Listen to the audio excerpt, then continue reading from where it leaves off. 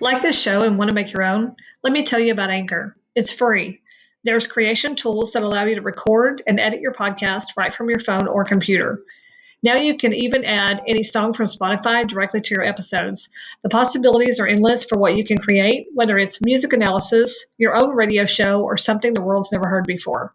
One of the things I like most about Anchor is they distribute your podcast for you, so it can be heard on Spotify, Apple Podcasts, and many more.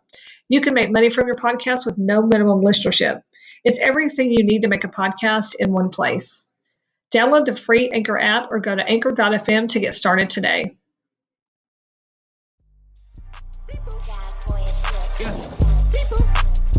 Yo, Pierre, you wanna come out here? Hey. True Crime Broads with Crystal and Renee.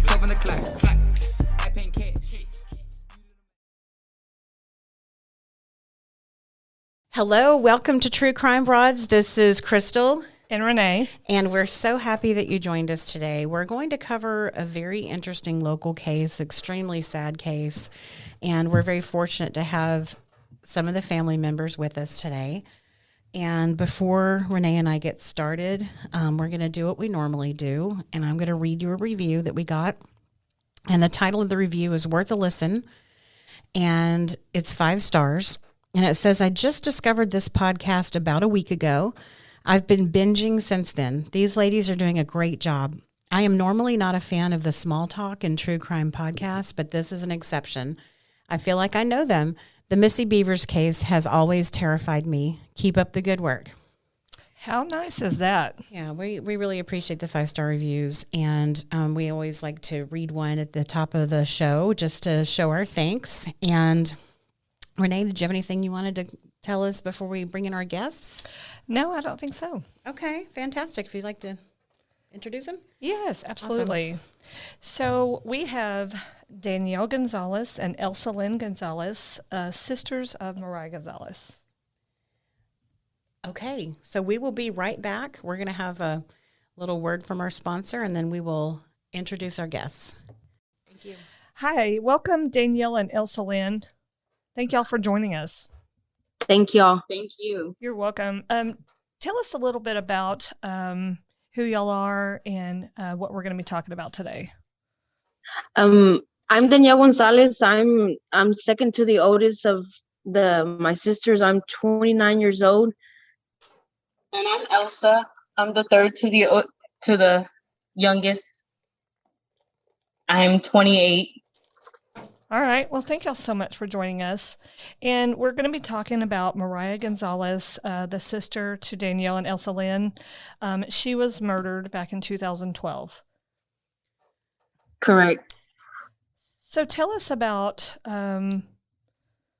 your sister. So she was very outgoing, very easy to hang with and everything. If you get to know her, she was herself, you can basically say. Very laid back and everything, blunt, very easy to tell it how it is and everything.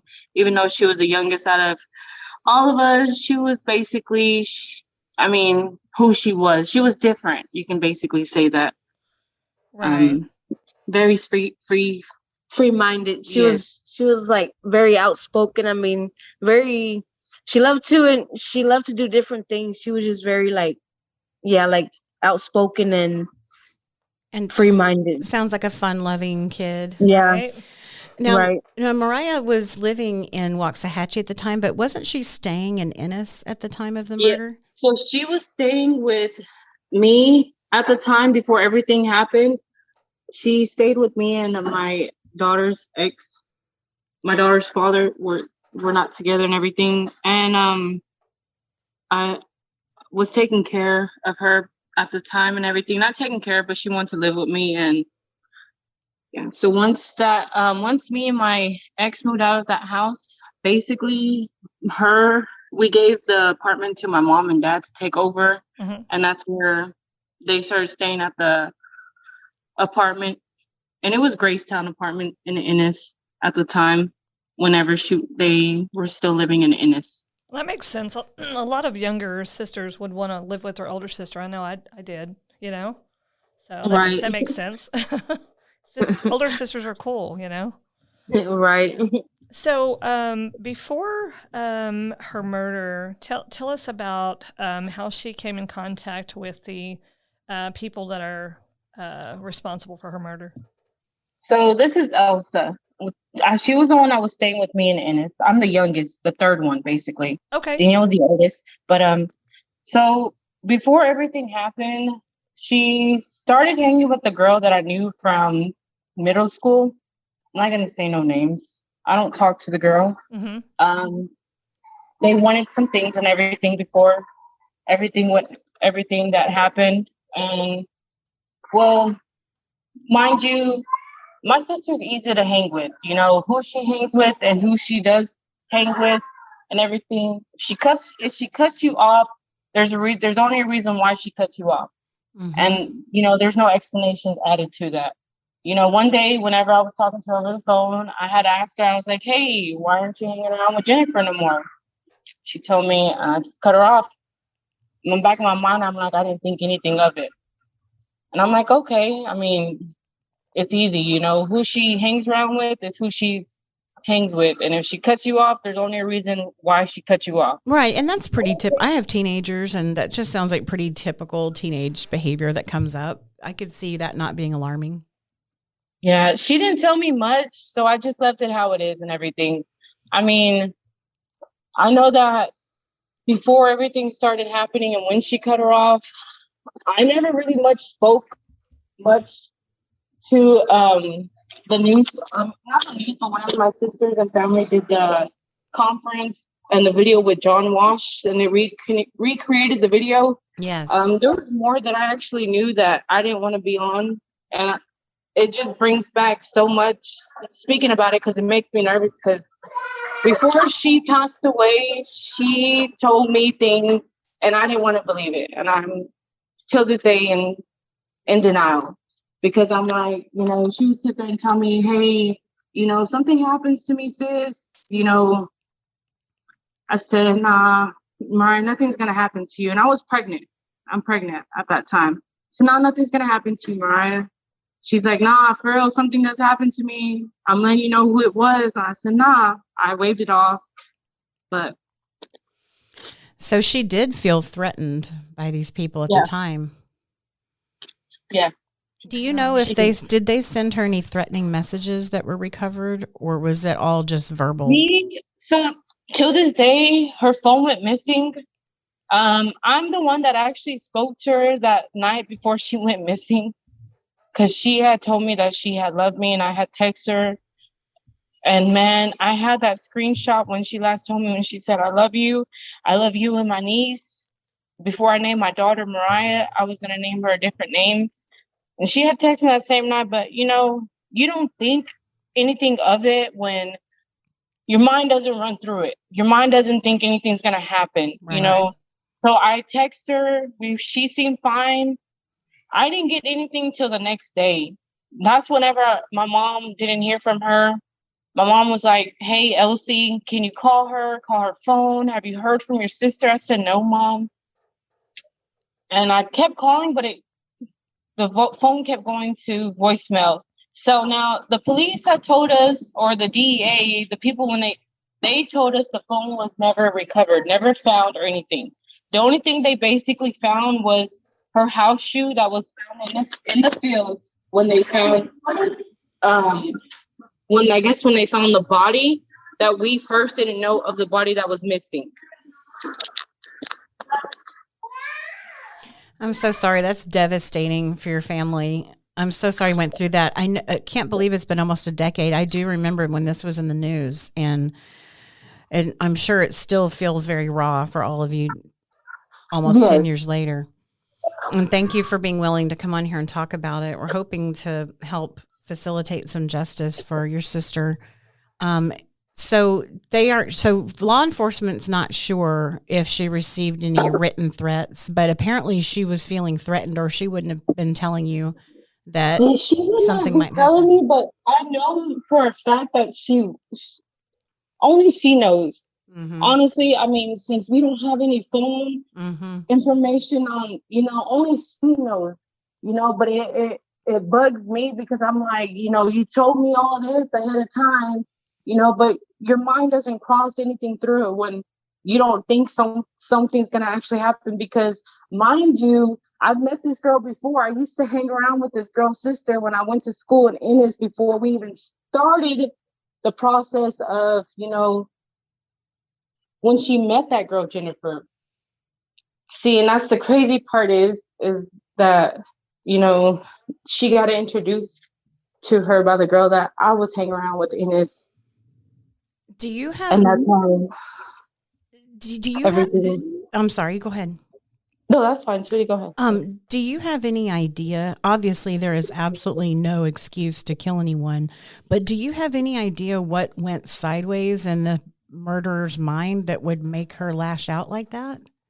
Honestly, no. I really do not. I can't even tell you that, honestly. Right. I wish I could. I don't know what really happened. Like I'm telling you, my sister was, once she cut you off, that was it. Only she knew a reason why she would only stop messing with you. There could be so many reasons why. If she knew too much, I honestly cannot tell you. Oh. My thing, the way we see it is, okay, if she knew too much, if she saw something, then maybe that was one of the reasons. I honestly can't give you a real good reason Right. why So everything went sideways. Obviously, these people are evil. In my understanding, isn't there a man involved as well? Yes. So there is, and I've never heard of this man, never knew this man. None of us knew this man and everything at all. So when we knew about him, it was very mind-blowing. And then when he did do the interview with John Walsh and they did stated that, my best thing was, why didn't you help her? Mm-hmm. He sat on TV and said he could have helped her. Why didn't you help her?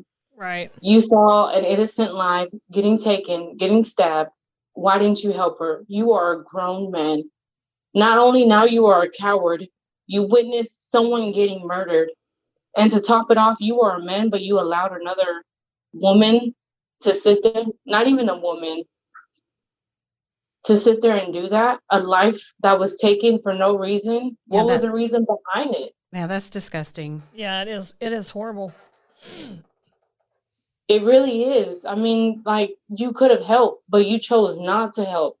You let the thing just happen while she was being stabbed to death. Like, and then to carry her body.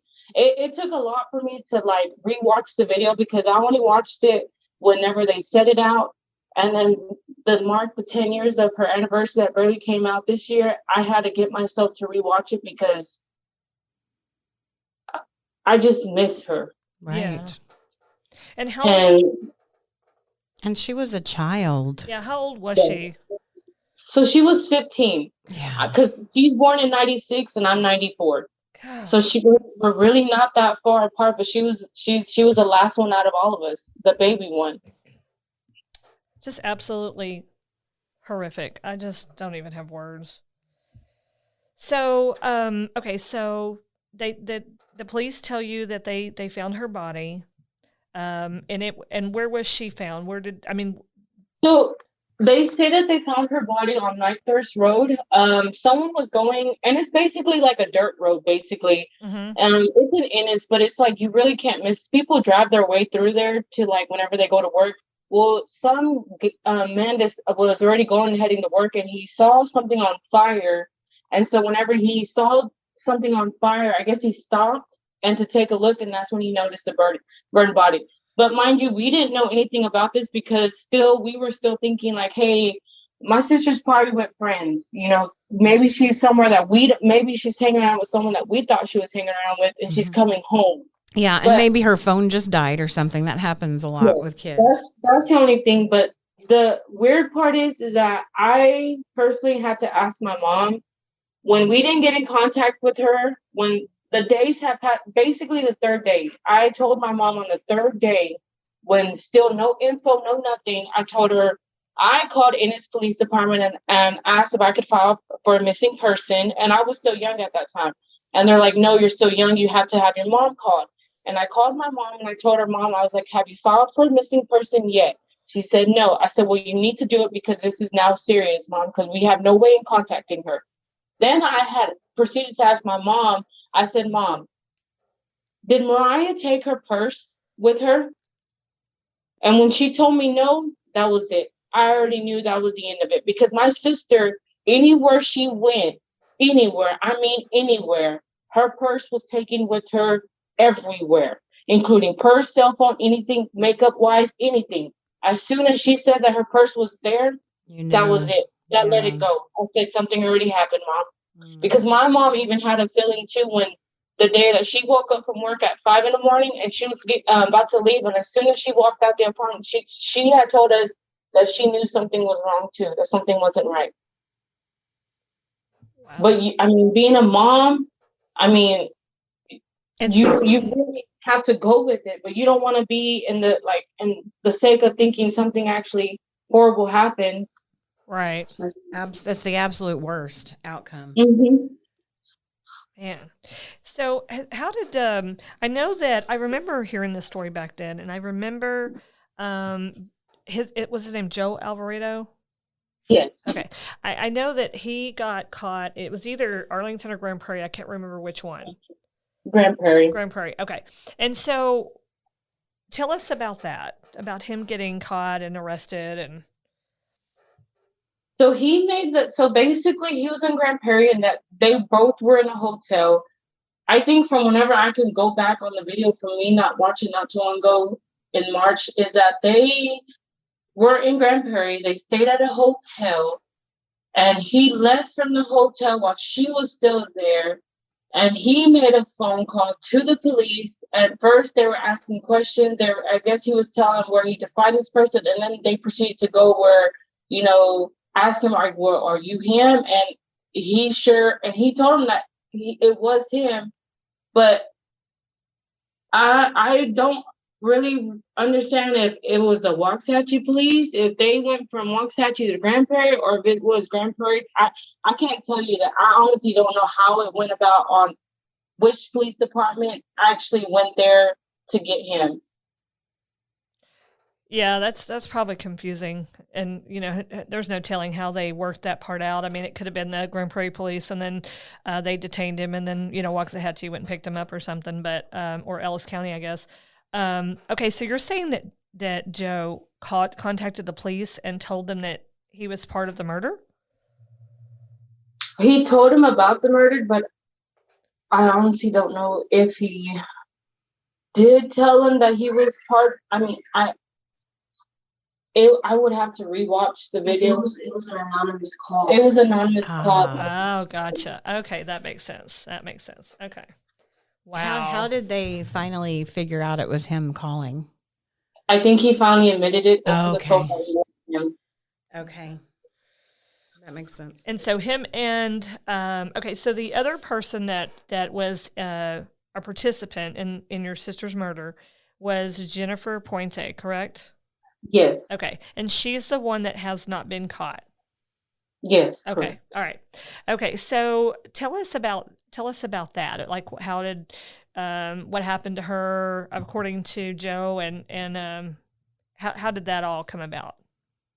Honestly, I don't even know. I don't even know how they couldn't even catch her on time. I don't know how you let a person be on the run for so long, and I don't know if it's. I know that whenever they did the case, whenever they finished, not even finished the case, they only tried for Joe first, then they closed the case because whenever they said, I think my mom told me that if they found Jennifer, they would reopen the case and they would sentence her. So I think they both got each separate case, if I'm not mistaken. Mm-hmm. Okay. But I can't even tell you. There's been so many leads. That people sit there and tell us this is Jennifer, this is her. It's really hard to try to work on a case on my sister because since only one person was caught and the other person is still on the run, and they don't want to do much about it. Even if you call and tell them like, hey, we might think there might be a tip and everything, it's still they can't do much. It's not under hands. It's not under hands for them. Right. That's so frustrating. Is it still alleged at this point, I guess, because, or do they have a warrant out for this Jennifer person's arrest or? I mean, there's supposed to be one, Okay. but they haven't really told us much. Once they did Joe's case and everything and sent his case, like that was it. We didn't, it wasn't much of a tell as much case, honestly.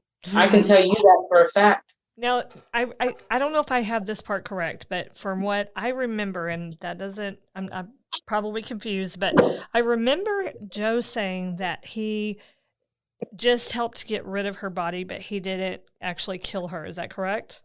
Yeah. Okay. So he didn't kill her, like I was telling you. He basically stood in the other room while Jennifer did her part in killing my sister. Oh my gosh. And in the video, if there's a scene where he says like her body didn't feel like a body for him to pick up. Like, I mean, I don't know how you would feel when it has a dead body in your arms and you're picking them up and everything, and you just get rid of it. Right. But he had no part in none of the stabbings in her death. Only Jennifer did. Now, go ahead. Is that just based on his word, though? Yes. Okay, so he could be lying, right? That too. Yes, ma'am. Because I mean, he had to help. He had to help her, put her in the carpet, roll her up. Because I mean, they said they had to light her up on fire, so they had to. She needed help to. Mm-hmm. That girl, she couldn't have done it by herself. She needed help. Right. That's true. You can't just kill somebody and then walk out with her by yourself. You can't do that. It's impossible. They do have them on camera in Ennis at the Easy Mart where they're both getting gasoline. Okay, so they were definitely together. What time were they seen? Do you know what time they were seen on camera approximately? Yeah. Okay, so it was just that it was some point that night. Real late though. It was like early morning, like probably like 5 or 6, probably like 5 in the morning. I think I want to say they had said because it had to be around that time because whenever they threw her on the side of the road, somebody from work, they're going to work, so it had to be around that time. Right. So he's definitely involved, no doubt. Yeah. So they basically rolled her up in a rug and put it on the side of the road and just caught it on fire. Caught the rug on fire. Okay. Yeah. Wow. Horrible. So this Joe person, is he incarcerated currently? Yes, ma'am, he is. So he hasn't talked all these years about where this Jennifer person might be or offered any tips? No, ma'am. I know, no, they haven't at all.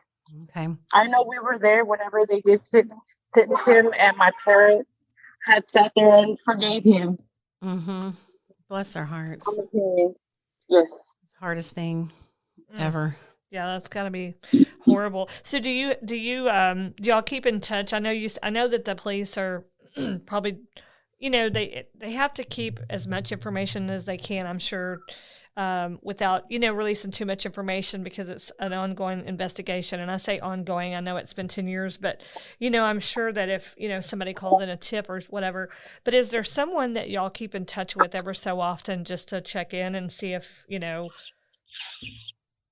No, because like I think the I guess I don't know who he was, but the officer that was in charge whenever that had happened, I mean, he retired, so they released them that information to somebody else, and now it's pretty much gone. Like there's nothing that they've done. So it's like after he retired, I mean, it's just pretty much went like, oh, that's just somebody that's gone. You know what I mean? We caught one person, then that's all that mattered. That's the way I see it. Right. Because it still hasn't been. We ask and we still haven't. They just say we can't do nothing about it because it's not in our hands anymore. It has to do with the people in Mexico or the Texas Rangers and stuff like that. So it's pretty much confirmed that she's in Mexico, or is that just a hunch that people have?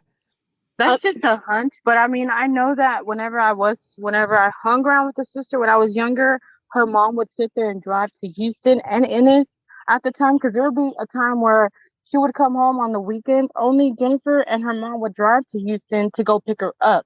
But I've heard that she did have family in Mexico at the time of that Okay. when all that happened. But they Right. say that she probably could be in Mexico.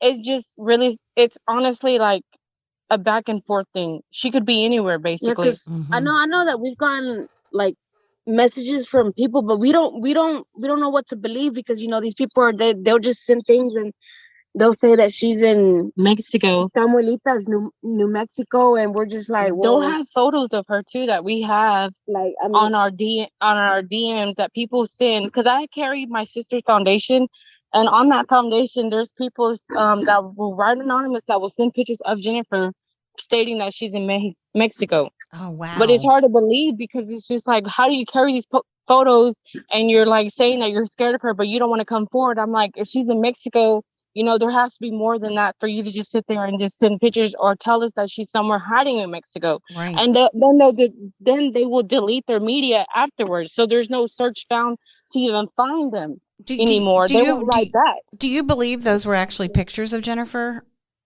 Yes, because there are clearly pictures of her Wow. that look just like her. Did you go to the police with that, or did anyone? No, because it's really hard to believe if it's actually coming. I feel like if we were to go to the police, I feel like it won't be much for them to even honestly care. Because on some cases, when people get murdered, I feel like it's just a hit and go on some cases, with some people that really want to work with the case and some that don't want to work with the case. That's just the way I see it. Well, are they giving you locations? Are they giving you like, this is where I seen her? Yeah, they giving us locations and everything. But some of them, like I'm telling you, some of them, they will delete their media afterwards. Well, they won't probably. even reply. Do you think it's because they're scared? Yes. Okay, that's what I figured. So, here, I mean, this is just my suggestion, but I would definitely call those tips in to Crime Stoppers and give them the information that they're giving you.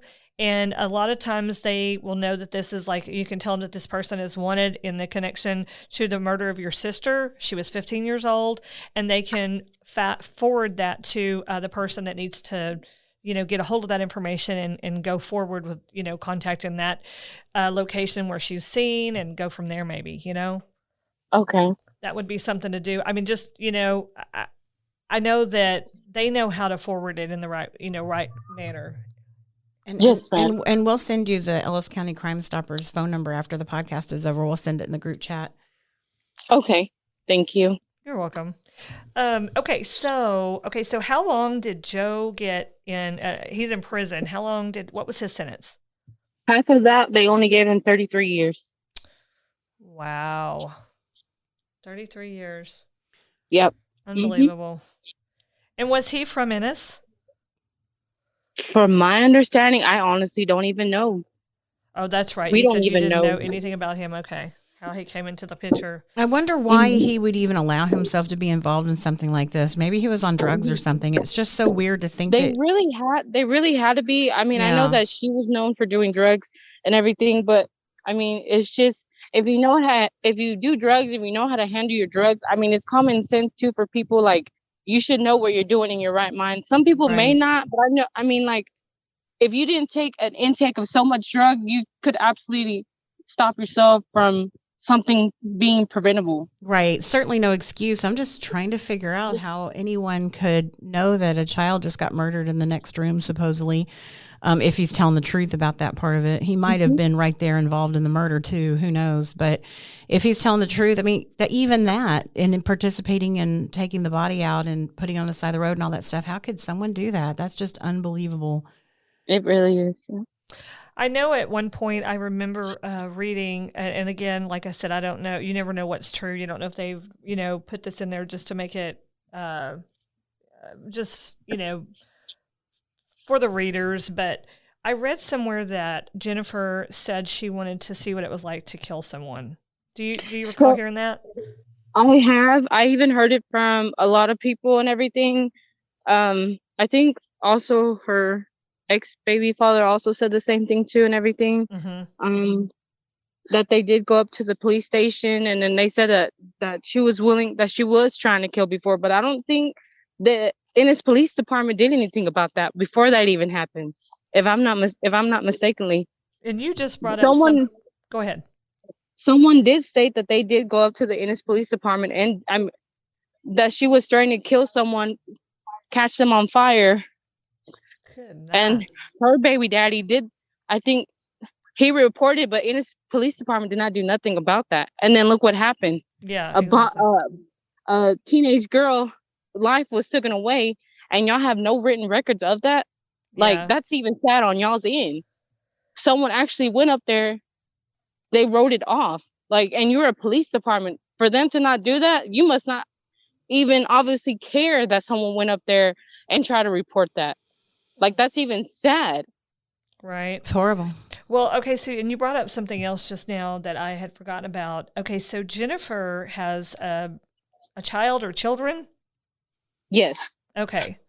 And I mean, you would think with her having a child, at some point she's got to see them, but of course we are talking about a cold-blooded murder, so maybe not. I don't know.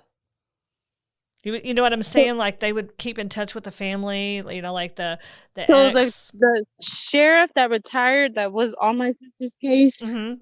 even said that she even had another kid, but she does have one kid here or wherever. I don't know where they stay, but she has 2 more kids. How would he know? Wow. Right. Unbelievable. And do you remember the last time someone sent you a DM with a picture of supposedly Jennifer in Mexico? Not too long ago. Okay, so it's fairly About recent. a week ago. Oh, good. Okay. Okay, good. That's probably still actionable then. That's good. Right. So when we get done, don't hang up, and we'll give you the information and how to send that over. And that way they can get that information and start working on it. Okay. Okay? Yes, sir. Oh, and can you tell us about the Moriah Gonzalez Foundation? So my aunt is the one that created.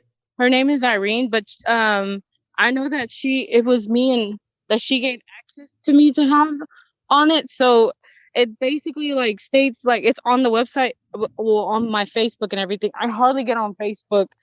I'm not much very active social on Facebook, but I have it under me, and it's under it's called the Moriah Gonzalez Foundation.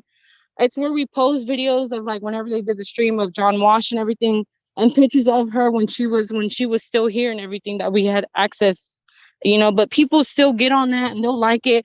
I know I had this one lady from New York that wrote and said and asked, has she been caught still? And I'm like, I honestly didn't think that people throughout being further, would think of a case like that and everything. And I'm like, no, she still hasn't been caught. But, if she's not caught now, I know that when the time comes, the one person that she's going to have to sit there and go through is God. That's the truth. Yeah, absolutely. Man, I know that you probably hear this often, but I cannot even imagine what y'all been through with the death of your sister. I mean, she was so young, and it just breaks your heart that people do things like this. I guess we'll never understand. No, we won't. I mean, I've lived through it. I was young. I was pregnant. It was hard. Everyone copes with things differently. It's just they took a part of me when they took her away. It's very hard because I'm like, she should be living. Right. Right. Exactly. She should be here. Yep. Right. Absolutely. She should be here thriving and enjoying your children and potentially her own by now. And it's just horrific what these people did. I'm happy that Joe didn't get away with his part of it, but I think I know your family will be a lot more relieved when Jennifer has to face some consequences for this. Yeah. Yeah, 10 years on the run is a long time. So she was how old at the time, Jennifer? Was she held for what meaning by sorry? No, how old was she? So I think the reports I read said she was about 18. 18. She was 18. She was Okay. 18 at the time. Okay. So 10 years does make a difference, But I guess if these people have seen her and you've seen the pictures, then that, definitely hang on to those because that could be very helpful. And if, she's made any changes to hair color or if she's slimmed up or gained weight, anything like that, Yes. Okay. Man. Is there anything else you'd like to tell us about the case or your sister? Honestly, I just wish that they could have done more to this instead of, they did what they could, but I feel like they could have honestly listened more to people before it could have got prevented. Right. Like, it's taking a step of someone's life was taken away, and, y'all did only y'all's part, but y'all could have done more to a case and then think nothing of it. Like, this was a young life that was taken away shortly. Like, that's just how I see it. So Jennifer had threatened some people before that they would she would kill someone and burn them. And okay, so yeah, so what you're saying is if police would have acted on that, perhaps this horrible tragedy wouldn't have happened. Yep, exactly. I hear exactly what you're saying. Wow. So basically we're looking for Jennifer Puente. Tell our audience anything that you know that will help them. I mean, I will post pictures. If you have any pictures of her from back then, we'll post those and let people know, so they can see a picture of who they're looking for. We know that she was 18 at the time. She's 28. Y'all think that she might possibly be in Mexico. I had also read somewhere that she may possibly been from Laredo. Is that correct or no? Yeah. There's tips from Laredo. There's tips from Mexico, Nuevo León, de Bolitas, Mexico. Okay. Okay, so we will post those and in hopes that people will start calling in tips. Of course, we'll have the phone number for everyone, but for anyone listening, it's 972-937-7297. That's the Ellis County Crime Stoppers number. If anybody has any information on the whereabouts of Jennifer Samantha Puente. Yes, please call Crime Stoppers of Ellis County because they're the ones still working this case, my understanding, that would be able to get the information to the right people. Right, correct. And they can remain anonymous. They don't have to give their information, their name. They can even download the app, which is the P3 app. You download it on your phone just like you do any other app, and then you can go on there. You don't have to put any identifying information of yours or whoever's calling in the tip. And then they would put in the information on her location.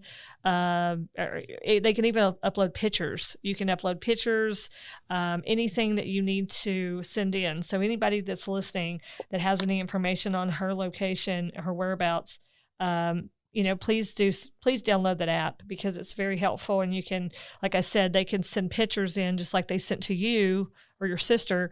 And, and then they can give all the information and nobody's ever going to know that they did it. They have no way of knowing who you are, and they can communicate with you back and forth and they still don't know who you are. So that is very helpful for people who are afraid to talk to police. Right. And I can understand them being afraid. Right. So, well, Danielle and Elsa, we can't thank you enough for being on. I know how this must have been excruciatingly difficult for you to talk about this. And we thank you so much for spending your time with us this afternoon. No, we thank y'all for having us on here. Honestly, I do appreciate that for y'all hearing us out. Yes, and we'll do anything we can to help. And please, if you think of anything going forward, message us or join our group and we'll discuss it in there. And we'll be making a post about this case as soon as we get this podcast uploaded. So yeah, we'll definitely want to get the conversation going again and see if we can scare up some leads and hopefully get this person off the streets. Thank you. Thank you all. Have a wonderful afternoon and thank you again. Thank you. Y'all have a great night. You too. Thank you. Thank you. Bye-bye. Bye-bye.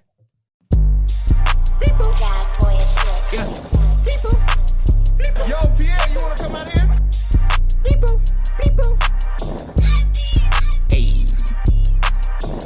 Straight up the black, 12 on the clock, I paying cash, you do the math, I bust the bag, you took the tab, how could you fast, you at a gas, millionaire status in my crew, everywhere we go, we dripping like we fools, everywhere we go, we